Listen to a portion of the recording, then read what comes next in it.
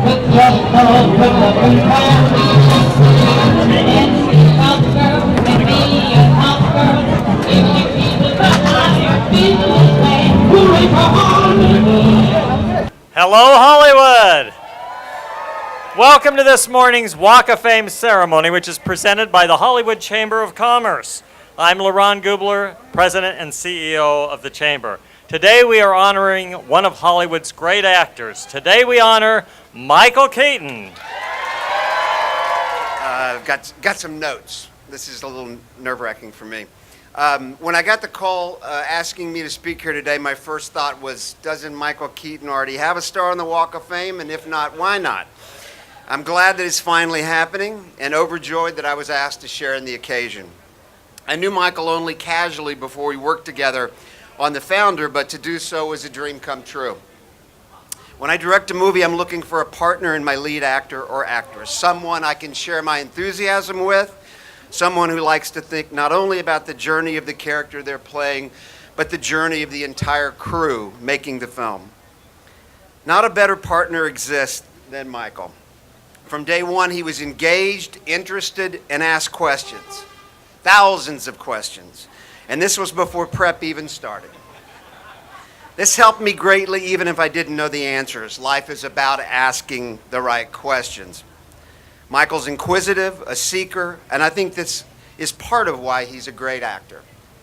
Another part is hard work. Thomas Edison said that there are three great essentials to achieve anything worthwhile: hard work, stick-to-itiveness, and common sense. Michael certainly has all these essentials and then some. As we heard, he's a Pittsburgh guy. He does not shy away from doing the work. In fact, he cherishes it.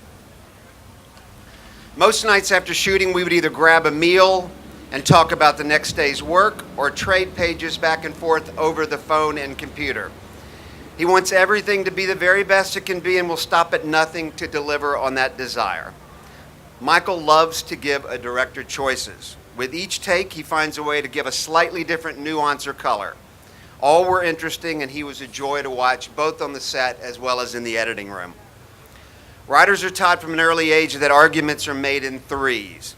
While there are many determiners for Michael Keaton's talent, the third one I'll name might sound silly, but it's really not. Michael is a really, really good person. He respects those he works with. He respects people who cross his path in life. He respects civility in every interaction. He is an amazing father and friend. But what does this have to do with acting?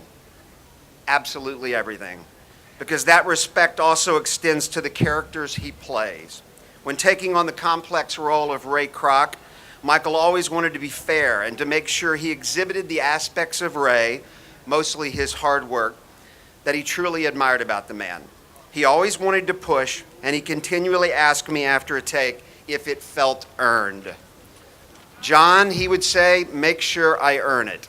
And I would say then, as I say now, Michael, you've earned it. Congratulations. Wow, this is so great. This is unbelievable. Dad, I think I want to take a moment right at the beginning here and say enjoy this brief period when the star is clean, brand spanking new, because when night falls, the decidedly unclean and unsober begin to stumble across, and some of the love brokers in town come out with the ladies in their employ and start doing transactions around this area. And phenomenal placement of the star, if this is where the actual one is going. I don't know who negotiated that, but Tony, great work. People ask me a lot what it was like to grow up the son of famous actors. And honestly, it's not a soundbite when I say that it was just like any other kid's childhood, with small notable exceptions. Halloween came around and my costume had a leg up because it was the Batman costume designed by Warner Brothers costume department. When I told my dad I wanted to be a stuntman as a kid, he one day brought home a big box full of breakaway glass bottles for my friends and I to bust over each other's heads, a big stunt pad for us to jump off the roof onto. All of it, as I say it now, it sounds like some bad parenting, but it was awesome at the time.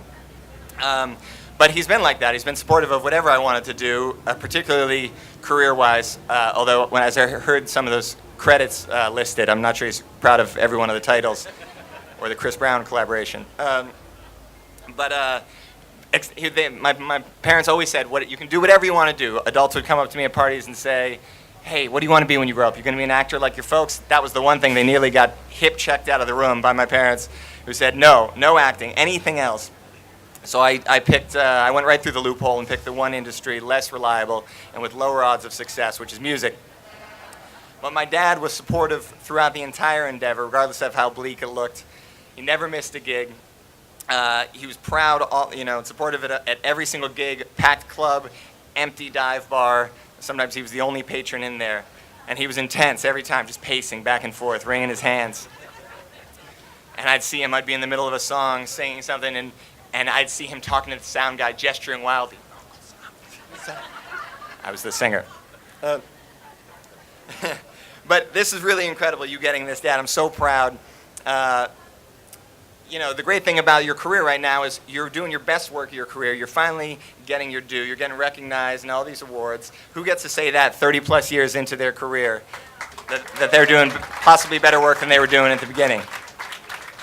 It's really amazing. And, this has always been a thing in the industry, and I think outside of it, people used to say, you know who's really great all the time but doesn't get appreciated and recognized enough as much as he should? Michael Keaton.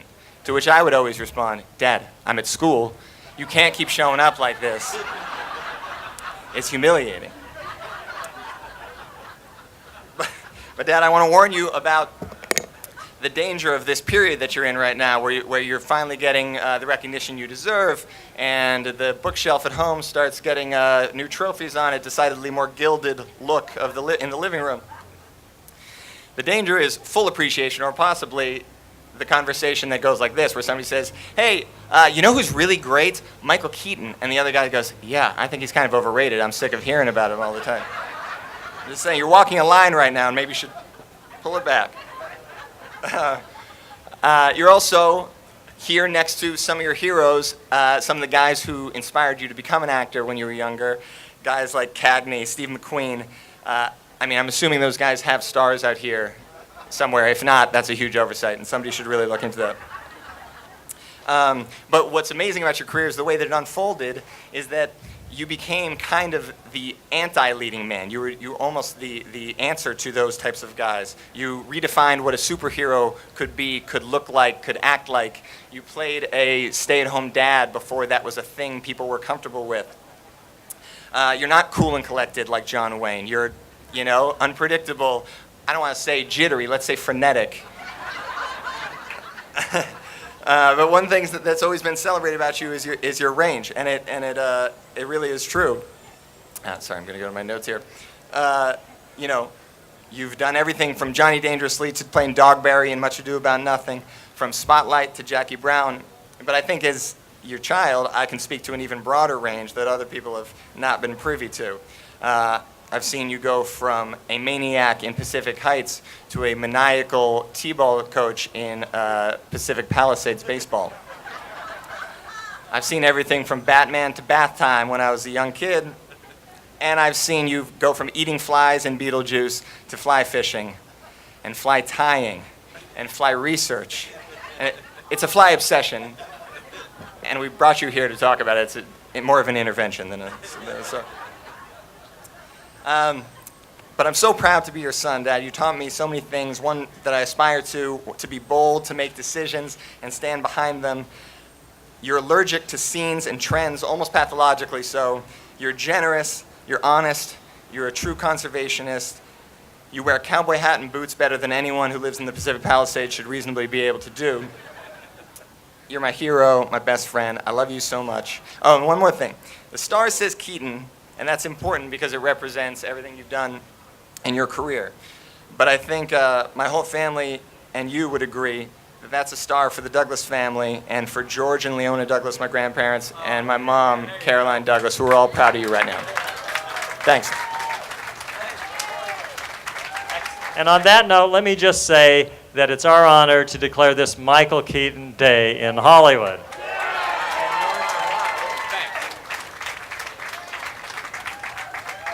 Thank you. Hey, thanks. Look, it's kind of warm. I just want to say thank you. What do you say we call it a day? Thank you. You're all, most of you probably sitting there looking at me right now in his sport coat, thinking to yourselves, did he win the Masters? I don't know where to start. All these notes I took are kind of useless because I'm just going to start speaking and not refer to these if I can, even though I will have to when it comes to thanking the enormous amount of people I have to thank, so that I try not to forget anyone. Thank you. I'm going to keep this very short and sweet because that's kind of the order of the day, and it's about 95 degrees outside. I have so many stories that I think about that's a lot of them have to be left for another time because we just don't have the time today. When you hear the people, the other reason I'm going to make it short and throw these out is when you listen to all these people say these tremendously wonderful things about me, those are several of the things I was going to say myself, so we really don't have to. I could have saved you all a lot of time and trouble. It's embarrassing. Where I grew up and how the way I grew up, this speaking about yourself or talking about yourself to any degree really was kind of frowned upon. And it's so embarrassing to me in a way, I'm embarrassed that I'm embarrassed. So to listen to what's said about you and to feel at all like you deserve this is just not the way I've ever thought.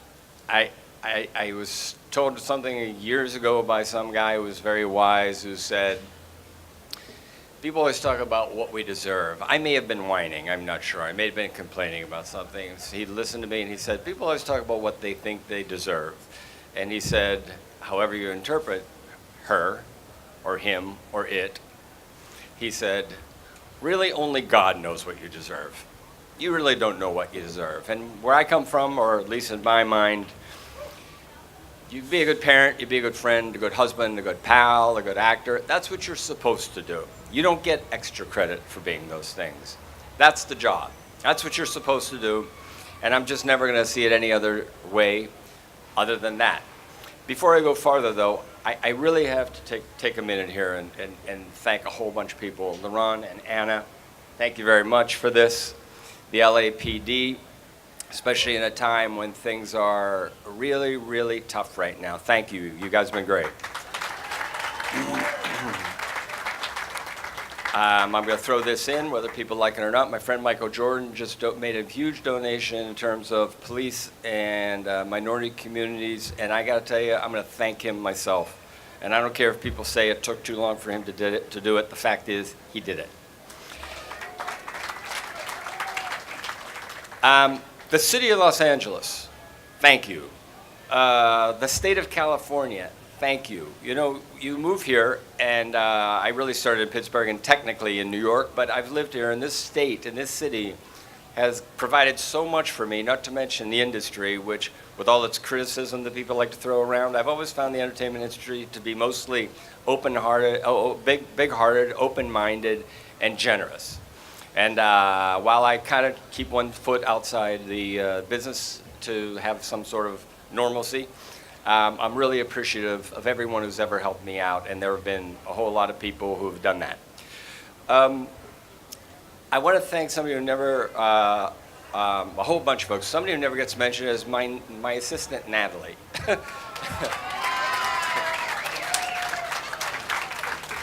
My housekeeper of 34 years, Vilma.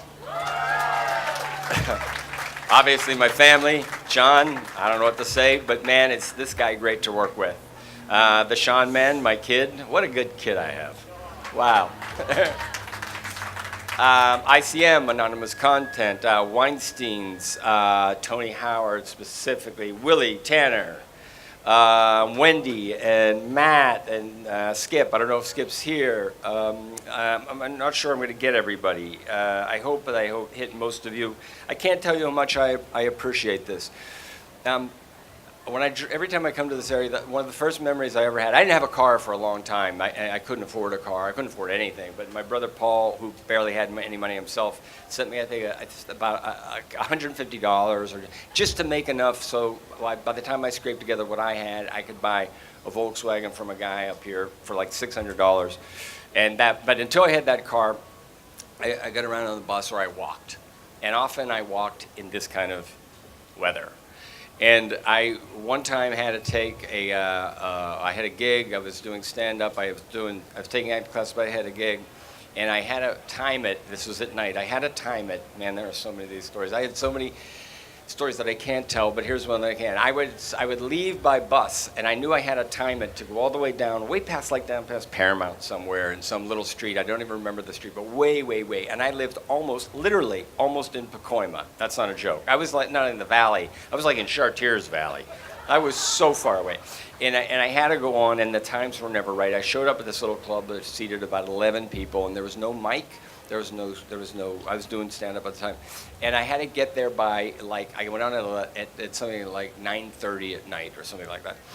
And I had to hurry up and blow through my set in about 2.5 minutes. Meanwhile, I had about 1.5 minutes worth of material. So 2.5 minutes, I was stretching it already. And I had to run out the door and run out the street to catch a bus to a bus to a bus, my line, all the way over Laurel Canyon to a bus. And then I had to walk all the way to Sherman Way from Laurel Canyon.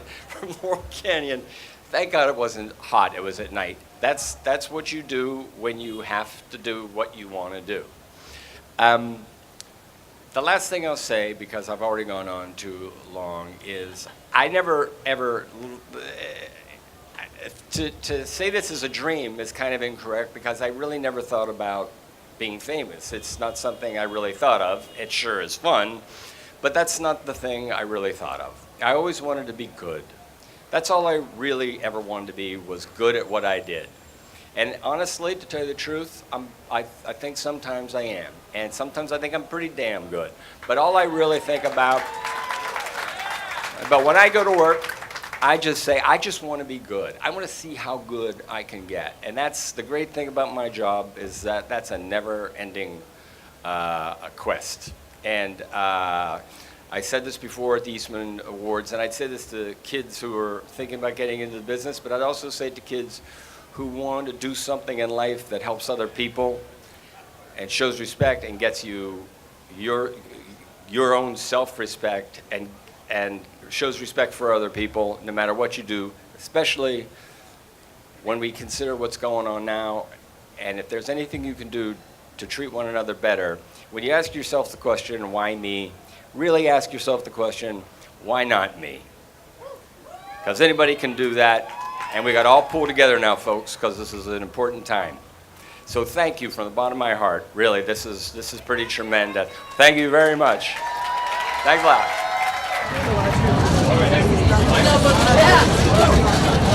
Ladies and gentlemen, probably welcome to the Hollywood Walk of Fame, Michael Keaton.